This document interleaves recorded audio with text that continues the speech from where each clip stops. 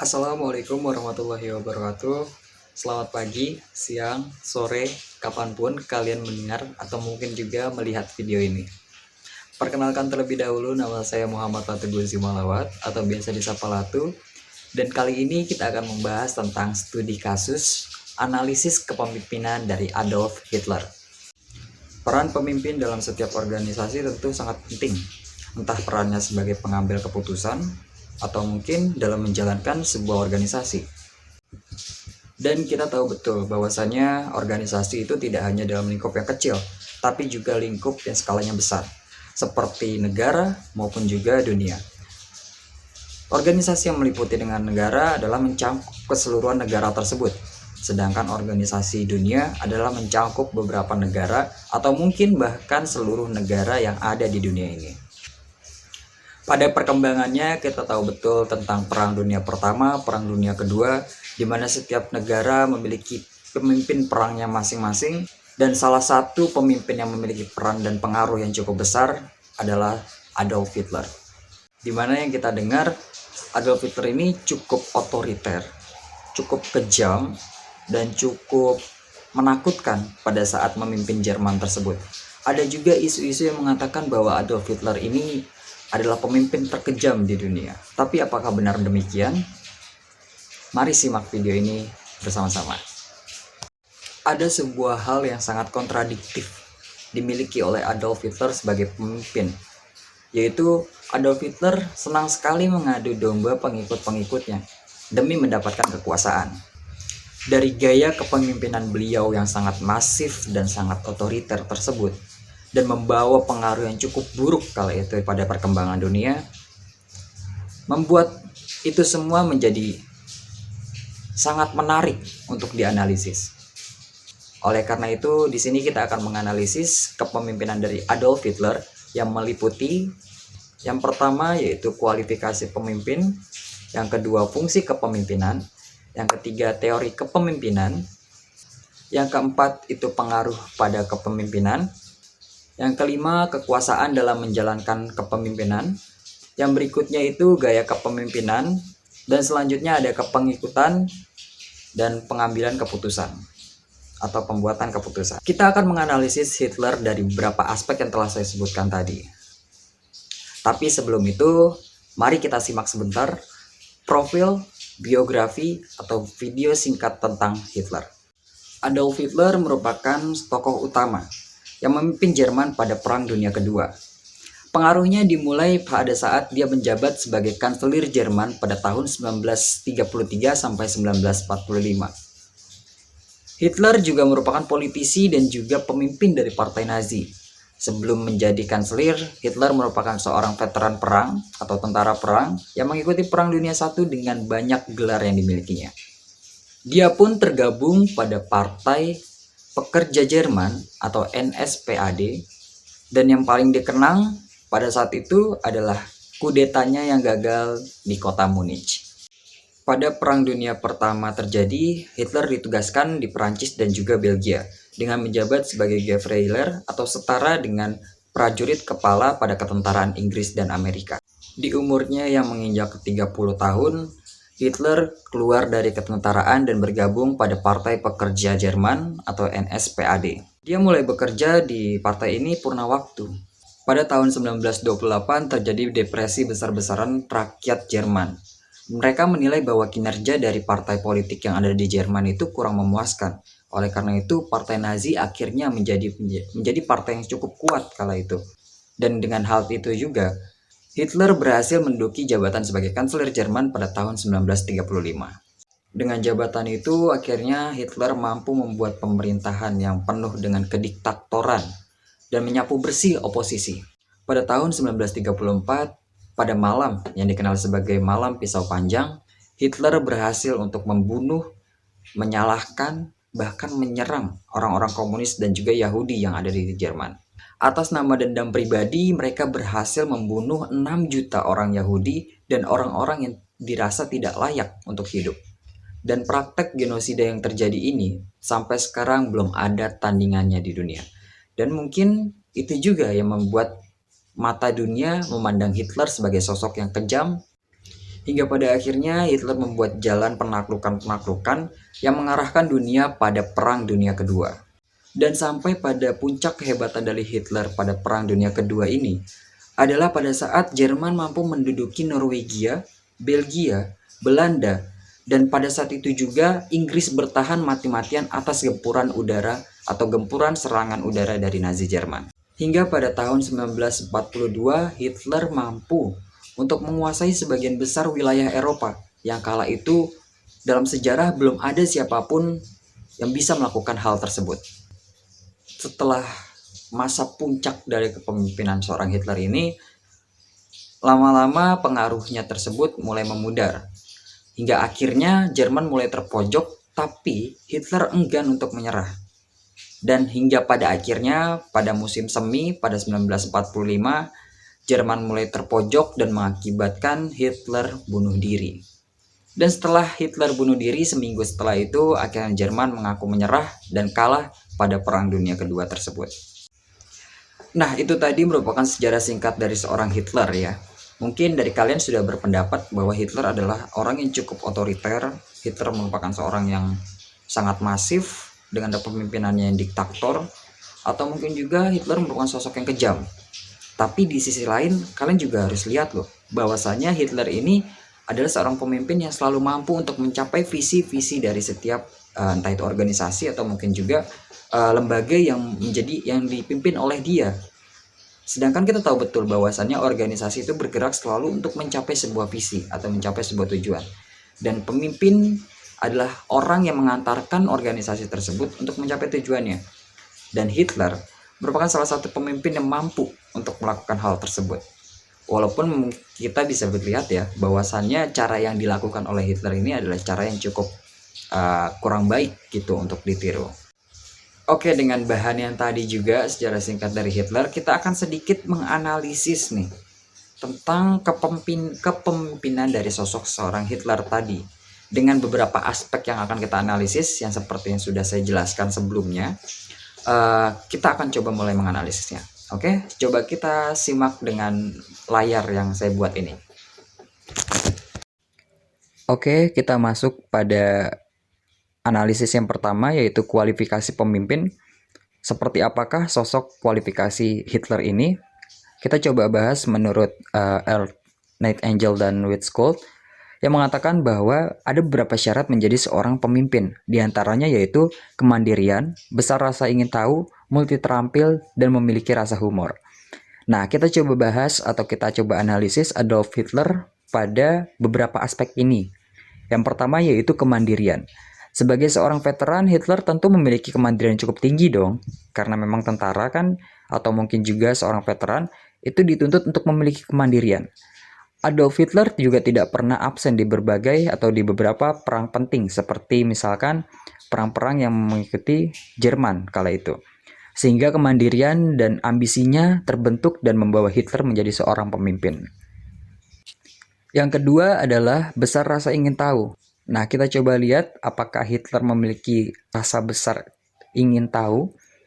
Oke, ada beberapa hal yang membuktikan besarnya rasa ingin tahu seorang Hitler. Seperti salah satu di antaranya adalah fakta mengenai asal mula ketertarikan Hitler dengan perang, yaitu sebuah buku gambar Perancis dan juga Rusia, atau sebuah buku gambar perang Perancis dan Rusia yang pertama kali dia temukan milik ayahnya.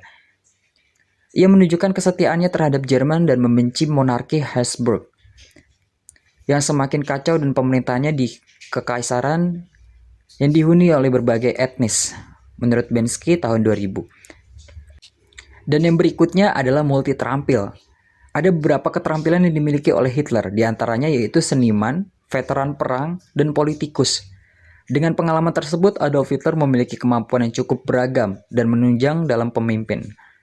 Selain itu juga, semenjak kecil Hitler sudah cukup menonjol dengan nilai-nilainya yang cukup mendekati sempurna.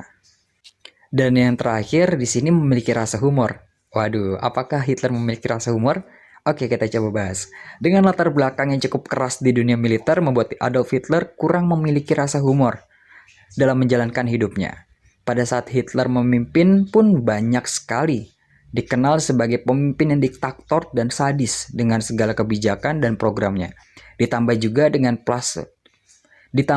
dengan praktek genosida yang dilakukan pada 6 juta orang Yahudi dan orang-orang yang dianggap tidak layak hidup dan berhasil membunuh sekitar 6 juta jiwa. Berikutnya kita masuk pada analisis fungsi kepemimpinan pada kepemimpinan dari Adolf Hitler. Terdapat beberapa fungsi pemimpin menurut Wirawan tahun 2013. Beberapa di antaranya yaitu memberdayakan pengikut, mewakili sistem sosial, manajemen konflik, dan membelajarkan organisasi. Yang pertama, memberdayakan pengikut. Dalam kepemimpinan Adolf Hitler, merupakan pemimpin yang otoriter, diktator, dan cukup masif, sehingga tercipta berbagai kebijakan dan program yang memanfaatkan para bawahannya untuk mencapai visinya, yang cenderung mengarah pada keuntungan pribadi. Hal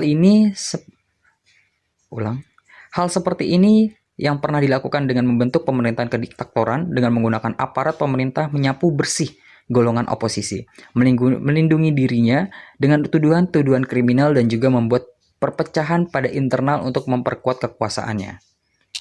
Yang kedua, mewakili sistem sosial. Pemimpin memiliki fungsi untuk mewakili sistem sosial, seperti pada implementasinya sosok Hitler sebagai pemimpin dari Partai Nazi dan juga pemimpin Jerman kala itu. Dengan gaya kepemimpinan yang diktator, mewakili citra dari Jerman dan juga Nazi. Dengan citra tersebut juga akhirnya bisa dinilai Jerman merupakan sebuah negara yang cukup kuat kala itu pada Perang Dunia Kedua dan berhasil untuk berkoalisi dengan beberapa negara seperti Italia dan juga Jepang. Dan yang berikutnya adalah manajer konflik. Pemimpin pada umumnya memiliki fungsi sebagai manajemen konflik atau mengelola konflik yang ada dalam organisasinya, yang terjadi pada organisasi yang dipimpin oleh Hitler ini. Pada awalnya di NSDAP, yaitu Partai Pekerja Jerman, Sosialis Nasional Hitler sering mengadu domba para bawahannya untuk menciptakan konflik dalam organisasi. Hal ini bertujuan untuk memberikan celah kepadanya untuk mendapatkan kekuasaan. Pertikaian terjadi oleh para bawahan pun dianggap sebagai suatu misi atau caranya untuk mencapai visinya tersebut. Namun Hitler merupakan pemimpin yang tegas. Bila terjadi kesalahan yang dilakukan oleh bawahannya dalam melaksanakan tugas, Hitler akan langsung menghukumnya dengan tanpa pandang bulu dan dengan juga hukuman yang sesuai dengan kesalahannya. Keterampilannya dalam mempengaruhi dan merekrut orang lain menjadi salah satu faktor kesuksesan dalam melakukan manajemen konflik tersebut. Dan yang berikutnya ada membelajarkan organisasi. Pemimpin memiliki fungsi untuk membelajarkan organisasi. Menurut Peter Hasensch, dalam Wirawan tahun 2013 mengatakan bahwa pembelajaran organisasi adalah keadaan di mana para anggota organisasi secara terus-menerus memperluas kapasitas mereka untuk menciptakan hasil yang diinginkan, di mana pola pikir baru, ekspansif terpelihara, di mana aspirasi kolektif terbebaskan, dan di mana orang secara terus-menerus belajar. Keadaan seperti ini secara tidak langsung terjadi pada kepemimpinan Adolf Hitler. Sebagai pemimpin yang tegas dan lugas, Hitler sering memberikan hukuman pada bawahannya yang gagal untuk melakukan sebuah tugas. Dengan hukuman tersebut, para pengikut dipaksa untuk belajar dari kegagalan-kegagalan mereka, sehingga tidak terulang kembali dan dapat mencapai sebuah hasil yang diinginkan. Dan yang berikutnya adalah teori kepemimpinan. Pada dasarnya, teori kompetensi kepemimpinan ini memiliki 3 macam, yaitu teori sifat, teori perilaku, dan teori lingkungan. Berdasarkan teori-teori kepemimpinan tersebut, berikut analisis teori tentang kepemimpinan dari Adolf Hitler. Yang pertama adalah teori sifat. Teori sifat disebut juga teori genetik, karena menganggap bahwa pemimpin itu dilahirkan, bukan dibentuk. Teori ini menjelaskan bahwa eksistensi seorang pemimpin dapat dilihat dan dinilai berdasarkan sifat-sifat sejak lahir, sebagai sesuatu yang diwariskan. Sondang tahun 2003. Teori ini mengatakan bahwa kepemimpinan diidentifikasikan berdasarkan atas sifat atau ciri yang dimiliki oleh seorang pemimpin. Pendekatan ini mengungkapkan bahwa ada karakteristik tertentu seperti fisik, sosialisasi, dan juga intelijensi yang esensial bagi pemimpin yang efektif merupakan kualitas bawahan seseorang. Berikutnya adalah teori perilaku. Teori ini berusaha untuk menjelaskan apa yang dilakukan oleh seorang pemimpin yang efektif, bagaimana mereka mendelegasikan tugas, berkomunikasi, memotivasi bawahan. Menurut teori ini, seorang bisa belajar dan mengembangkan dirinya menjadi seorang pemimpin yang efektif, tidak tergantung pada sifat-sifat yang sudah melekat padanya. Dan yang berikutnya adalah teori lingkungan. Teori ini beranggapan bahwa munculnya pemimpin-pemimpin itu merupakan hasil dari waktu, tempat, dan keadaan. Kepemimpinan yang perspektif teori lingkungan adalah mengacu pada pendekatan situasional yang berusaha memberikan model normatif. Nah, dari beberapa pengertian dari teori-teori kepemimpinan tersebut, dapat diuraikan bahwa Adolf Hitler lebih berkaitan dengan teori lingkungan. Hal yang menjadi motivasi Hitler untuk terjun dalam perang adalah kondisinya yang sangat memprihatinkan pada saat kecil dulu. Kedua orang tuanya yang telah meninggal dan gagal dalam mengejar cita-cita sebagai seniman menambah pilu kisah masa lalu seorang Hitler. Selain itu juga beberapa peristiwa yang dialami mulai bergabung pada partai NSDAP hingga kudeta yang gagal membawa dan juga membangun jiwa kepemimpinan yang kuat pada dirinya. Sehingga kepemimpinan seorang Adolf Hitler ini tumbuh akibat waktu, tempat, dan keadaan yang terjadi selama kehidupan dan pengalaman-pengalaman hidupnya. Yang berikutnya adalah pengaruh dalam kepemimpinan. Pemimpin sejatinya adalah proses mempengaruhi orang lain untuk dapat melakukan dan sepaham dengan apa yang kita pikirkan. Dalam hal ini, Adolf Hitler merupakan sosok pemimpin yang memiliki pengaruh besar. Keterlibatannya dalam berbagai peristiwa penting dunia membuat Adolf Hitler menjadi sosok yang dikenal oleh banyak kalangan.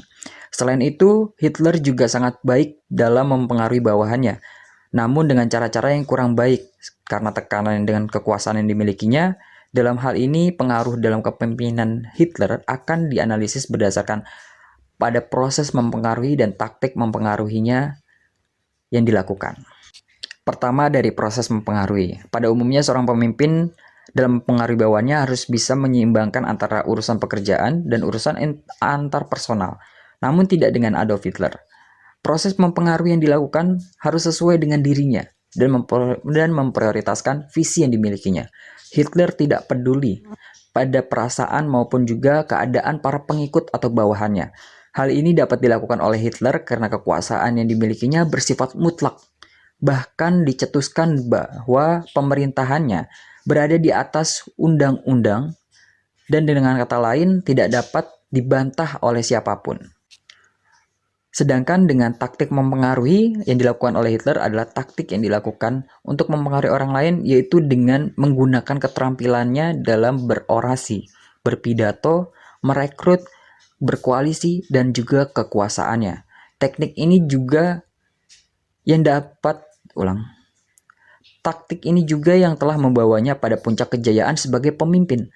Di antaranya itu adalah permainan yang kotor yang dilakukan untuk mempermudah Hitler mempengaruhi bawahannya, yaitu dengan mengadu domba menteri-menterinya sehingga dirinya mendapatkan kekuasaan yang diinginkan. Yang berikutnya, analisis melalui kekuasaan menjalankan kepemimpinan. Dalam menjalankan sebuah kepemimpinan, Adolf Hitler termasuk dalam golongan yang memiliki kekuasaan karismatik. Hal ini dikarenakan dirinya memiliki kualitas personal yang melebihi dan trait dan dukungan atau kedudukan Hitler yang cukup istimewa. Pada penerapan kekuasaan karismatik ini lebih mengarah pada kualitas person atau seorang Hitler itu sendiri, bukan kepada kedudukan atau jawabannya. Hal ini dikarenakan pada umumnya karisma yang dimilikinya yang tidak inkonsisten dan bersifat personal, sehingga karisma akan hilang di saat pemimpin tersebut meninggal atau kedudukan jabatannya kembali menjadi normal pada umumnya. Berdasarkan teori basis kekuasaan, bahwa kekuasaan adalah milik interaksi atau hubungan sosial, bukan milik individu. Hubungan sosial terjadi karena adanya dasar mengikat pihak-pihak yang berinteraksi. Ada 5 jenis sumber kekuasaan yang dipergunakan dalam interaksi kekuasaan, yaitu paksaan, imbalan, keahlian, legitimasi, dan referensi. Dengan kelima jenis sumber kekuasaan ini dapat dikaitkan bahwa sumber kekuasaan Hitler berasal dari paksaan, karena berdasarkan pada ketakutan target atau pengikut jika tidak mematuhi perintah dari Hitler itu sendiri.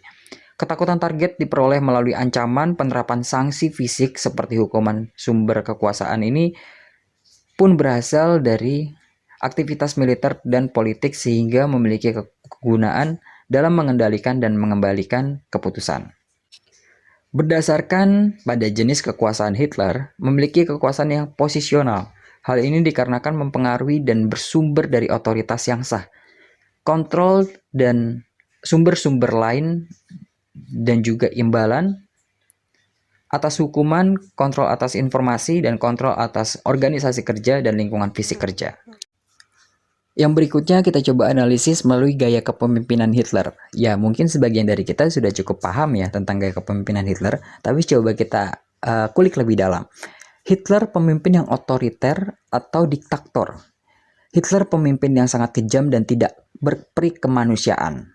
Hal ini dikarenakan Hitler sebagai seorang pemimpin yang pantang menyerah dan tak mundur sedikit pun sebelum keinginannya tercapai. Hitler akan dengan sekuat tenaga mencapai keinginannya walau harus mengorbankan banyak hal, termasuknya bawahan-bawahannya mereka tersebut. Ia juga akan mengarahkan seluruh sumber daya yang ia miliki, namun demikian ia juga seorang pemimpin yang karismatik. Hal ini terbukti dengan kemampuannya mempengaruhi orang lain lewat pidato dan juga orasinya. Nampak jelas bahwa Hitler menganut gaya kepemimpinan otoriter. Gaya kepemimpinan ini menempatkan kekuasaan di tangan satu orang atau kelompok kecil yang di antara mereka tetap ada orang yang paling berkuasa. Pemimpin bertindak sebagai penguasa tunggal. Dengan kekuatannya dan kemampuannya dalam mengambil keputusan, Hitler menjadi pemimpin tunggal yang sangat dipatuhi oleh bawahan-bawahannya. Ia mengatur setiap langkah pemerintahan, memutuskan satu perkara, dan menginstruksi anak buahnya untuk melakukan apa yang ia inginkan. Kedudukan bawahan semata-mata hanya sebagai pelaksana keputusan atau perintah dari kehendak seorang Hitler. Selain daripada itu, gaya kepemimpinan yang primal melekat pada diri seorang Hitler. Menurut Salovey dan Mayer dalam Irani tahun 2016, kepemimpinan primal merupakan sebuah kemampuan seseorang untuk memonitor perasaan dan emosi diri sendiri dan orang lain untuk memberdayakan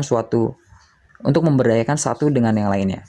Memakai informasi tersebut untuk memandu pemikiran tindakan. Kepemimpinan berbasis kecerdasan emosi ditandai dengan adanya beberapa kompetensi pada diri seorang pemimpin.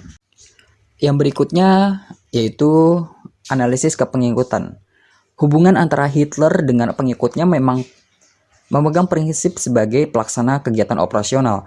Pengikut bertugas melaksanakan kegiatan yang menjadi tanggung jawabnya, sehingga merupakan tindakan yang langkah-langkah mencapai visi. Karena Hitler memimpin secara otoriter, maka para pengikutnya pun hanya akan mematuhi perintah tanpa menyanggah atau menyangkal yang diperintahkan. Selain itu, terdapat hubungan yang hierarki atau bertingkat pada kepemimpinan Hitler ini, dikarenakan kedudukannya yang memimpin di bidang politik antara atasan dan bawahan. Hal ini menempatkan Hitler pada kasta tertinggi dalam sebuah hierarki yang ada. Pembuatan keputusan. Implementasi kepemimpinan Adolf Hitler tidak terlepas dari wewenangnya untuk membuat sebuah keputusan. Pembuatan keputusan secara umum diasosiasikan dalam 5 langkah pertama dalam pemecahan masalah. Sehingga definisi pembuatan keputusan adalah sebuah proses yang diawali dengan pengenalan, pendefinisian masalah serta diakhiri dengan pemilihan solutif alternatif menurut Basim tahun 2007. Dengan gaya pemimpin yang otoriter, sudah dipastikan bahwa keputusan yang diambil oleh Hitler minim adanya intervensi. Pada prosesnya pun, pemimpin yang otoriter cenderung cepat dalam membuat sebuah keputusan. Hal ini dikarenakan masalah yang menjadi dasar pengambilan keputusannya dianalisis dan dikelola oleh pemimpin itu saja, tanpa ada tanggapan, saran, masukan, maupun juga asas demokrasi lainnya yang melibatkan bawahan. Oke, itulah analisis yang saya lakukan tentang Adolf Hitler, seorang pemimpin dari Jerman yang dikenal cukup diktator dan otoriter dengan pemimpinan yang masif. Saya sangat mohon maaf jika banyak kesalahan yang saya lakukan dalam menganalisis atau mungkin ada sumber-sumber yang kurang tepat. Bisa langsung saja komen di kolom komentar. Dan untuk kesimpulan atau sebagai penutup, kita bisa menyimpulkan bahwa Hitler ini merupakan sosok yang cukup dipandang negatif oleh banyak orang. Dalam kepemimpinan yang kejam dan juga otoriter, diktator dengan kepemimpinan yang masifnya beliau yang menekankan bahwa perintahnya di atas segalanya maupun juga undang-undang, membuat pemerintahan Hitler ini cukup sangat absolut, dan hal tersebut menjadi contoh yang kurang baik mungkin untuk sebagian orang. Tapi di satu sisi yang lain, kita bisa melihat bahwa kepemimpinan Adolf Hitler merupakan seorang kepemimpinan yang berhasil, berhasil dalam apa? Berhasil dalam mencapai tujuan maupun juga visi-visinya. Walaupun itu hanya visi-visi yang dibuat untuk atas nama pribadinya maupun juga atas nama organisasinya. Kita lihat betul bahwa pencapaian seorang Hitler sebagai pemimpin juga tidak dapat diremehkan. Seperti yang terjadi pada Perang Dunia II, puncak kejayaannya dalam menduduki Norwegia, Belanda maupun juga Belgia, membuat hal tersebut menjadi sebuah pencapaian dalam kepemimpinan yang belum tentu pemimpin lain bisa melakukan hal tersebut jika memimpin negara Jerman. Nah, oleh karena itu juga kita bisa simpulkan bahwa memang ada sisi positif dan juga sisi negatif dari sosok Hitler, tapi alangkah baiknya kita ambil sisi yang positifnya dan kita buang sisi yang negatifnya. Karena dengan hal ini kita juga bisa belajar menjadi seorang pemimpin dari sosok Adolf Hitler dalam hal mengambil sisi positif dari Adolf Hitler tersebut. Oke, mungkin itu saja yang ingin saya sampaikan kepada kalian semua. Terima kasih telah menyaksikan video ini. Mohon maaf agak sedikit berisik di luar karena hujan. Akhir kata saya mengucapkan mohon maaf yang sebesar-besarnya. Wabillahi taufiq wal hidayah. Wassalamualaikum warahmatullahi wabarakatuh. Sampai jumpa lain kesempatan.